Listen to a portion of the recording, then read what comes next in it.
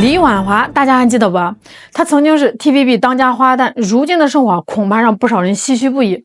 本以为移居加拿大是幸福生活的开端，谁曾想，如今却面临着进退两难的窘境。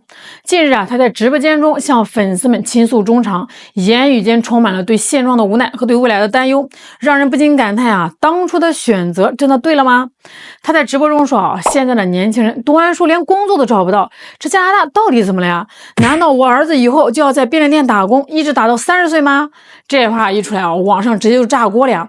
大家伙这才反应过来，李婉华呀，22年前在她最红的时候，为了爱情呢，嫁给了加拿大籍的老公，就这么吸引移民了。当时啊，说实话，多少人羡慕呀，觉得嫁得好，润得早，去国外住大别墅，过神仙日子去了。可是结果呢，20多年过去了，这位当年的大美女在直播间里啊，倒了满肚子的苦水。她告诉全世界，加拿大那个地儿啊，根本就不是你们想的那么美。21世纪初，移民政策那叫一个宽松，社会福利好，教育资源顶呱呱，生活节奏慢。李婉华当时肯定想，老娘不伺候了，我要去温哥华住大 house， 我不在香港吸废气，我去加拿大呼吸甜美空气。于是呢，他毫不犹豫的带着对未来美好生活的无限憧憬，一头扎进了移民大潮，定居温哥华。哎，你别说啊，刚到加拿大那几年啊，那个日子呢，确实跟他想的是一模一样。一下飞机，那个感觉就不一样了。香港是啥地方呀？寸土寸金啊，住个千尺豪宅都了不起了。那温哥华呢？直接搬进带大花园的大房子呀，再也不用戴墨镜、戴口罩了。早上睡到自然醒，没有通告，没有狗仔，每天的生活就是给老公做做饭啦，收拾收拾花园啦，逛逛超市。邻居啊，估计都不知道身边住着个曾经的香港大明星，这就叫生活呀。那2003年啊，他的大女儿出生了，李婉华彻底变成了全职妈妈。她这人还挺传统的，觉得一个孩子太孤单了，必须得有儿子。为了给女儿添个伴儿啊，她也是拼了，年过40高龄产妇呀，努力了好多年，终于在她女儿6岁的时候，她又怀上了，而且呢，一怀就是一对双胞胎儿子，这夫妻啊，这下可圆满了。老公在外面搞金融赚钱，她在家带一个女儿2个儿子，5口之家啊。那几年的时光，你去看她社交媒体上发的照片啊，全是带孩子烤饼干，全家去公园野餐，后院 BBQ， 字里行间啊，那叫一个岁月静好，满是对这种慢生活的满足。她估计那会儿啊，心里还是美滋滋的。但是朋友们，咱这个故事要是一直这么美好，她至于57岁了还大半夜在直播间里诉苦吗？那问题来了，时间一晃20多年过去了，李婉华在直播间里啊，情绪激动的喊，以前的加拿大根本不是这样，哪儿不一样啦？那第一个治安，他说现在治安滑坡的很厉害，这可不是开玩笑啊。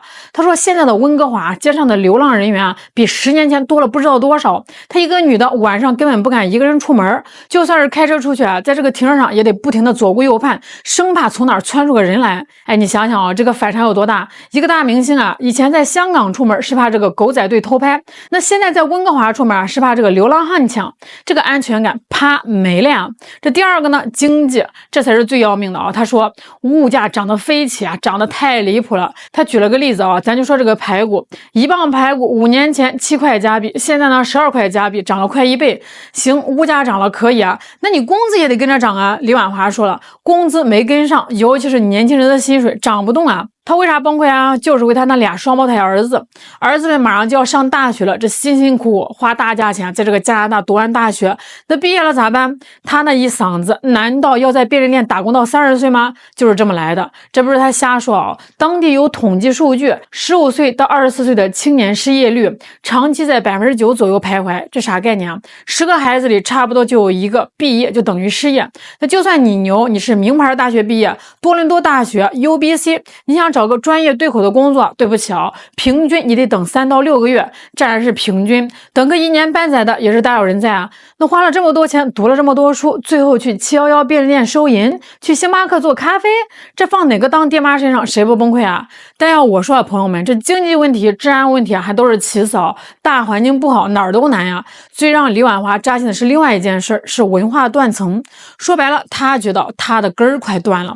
他那俩双胞胎儿子今年16岁了。了，亲妈是香港人，一句中文粤语都不会。你没听错啊，一句都不会啊，连那种最简单的你好谢谢都说不利索呀。那这就奇怪了啊，他自己是香港大明星，家里面天天说中文，孩子怎么能不会呢？这李婉华自己在直播里说的，他说当年啊，为了让孩子能融入当地的社会，融入加拿大的主流环境，家里面就没刻意教他们中文，从小就是全英文教育。这下好了，融入的太彻底了呀，彻底到妈都快不认识了。他讲了个事儿啊，特别心酸。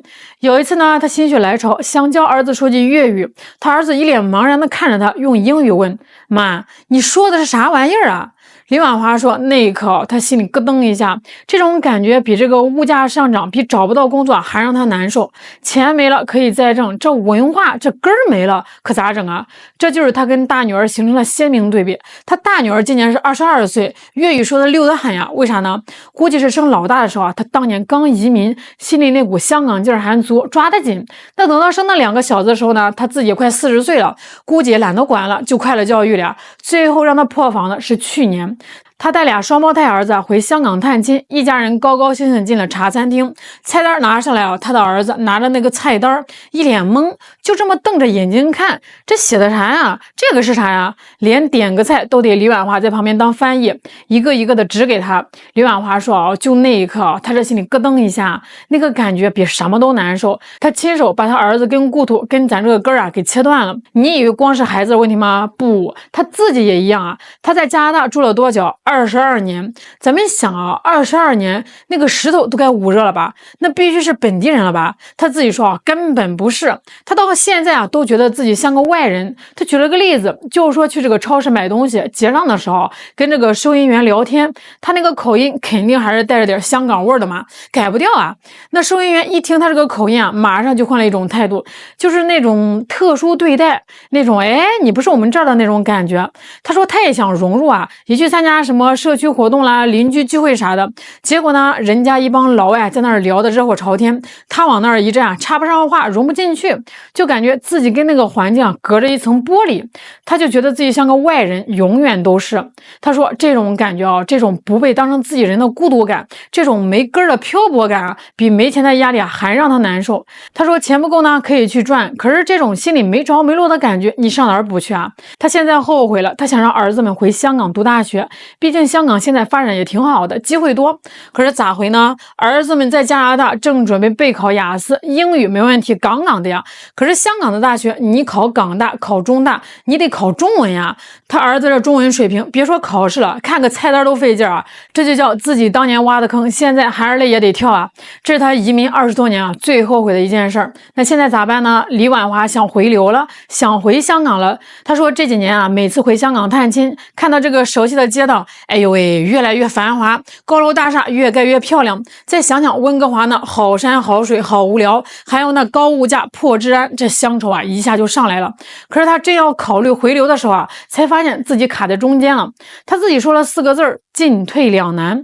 先说进啊，回香港呢最大的障还是那俩宝贝儿子。那就算不读大学，回香港读中学行不行啊？插班，朋友们，香港的学业压力、课程进度啊，那跟加拿大是2个概念啊。加拿大那是快乐教育，下午3点就放学了。那香港呢，补习班干到晚上10点啊。香港教育局都有数据啊，那些跨境回来插班的学生超过30%，因为这个语言跟不上，进度跟不上，必须得降级就读。你让俩16岁的大小伙子回去跟13、14岁的坐在一个教室里从头学，他俩干吗？而且你以为你想插班就能插班啊？现在香港学位也紧张啊。这几年呢，香港搞的那个高才通计划，一大堆内地的精英拖家带口的往香港跑，那些热门的好学校插班名额几十个人抢一个。你李婉华虽然是当年的明星，可是这个事儿面子不好使呀。那退呢，留在加拿大，那就得忍着呀，忍着高物价，忍着儿子毕业可能找不到工作，忍着儿子跟自己文化隔阂越来越深。更麻烦的是他自己想回香港也有点麻烦。他这几年在加拿大呢也没闲着，当网红开直播，还在当地中文电台做主持人。但是有时候吧，这个嘴上有点点把不住门。有网友就翻旧账，说他2022年的时候代言过一个移民中介公司，结果那个公司后来被爆出来涉嫌欺诈，这就挺尴尬的。还有呢，他之前在网上跟导演王晶对骂过，他在电台节目里说的一些话也是挺有争议的。他要真现在回香港，估计媒体也得追着他问这些旧账啊。而且香港房价2003年到2023年中小户型均价涨了380%呀！以前能买个大的，那现在可能只够付个首付。这按理说一个57岁的女人背井离乡20多年，现在后悔了，挺可怜的吧？你猜网上怎么说啊？网上的评论几乎是一边倒的骂他，就是冷嘲热讽，各种开涮。为啥呢？因为网友把他2003年刚移民那会儿的采访视频全给扒拉出来了。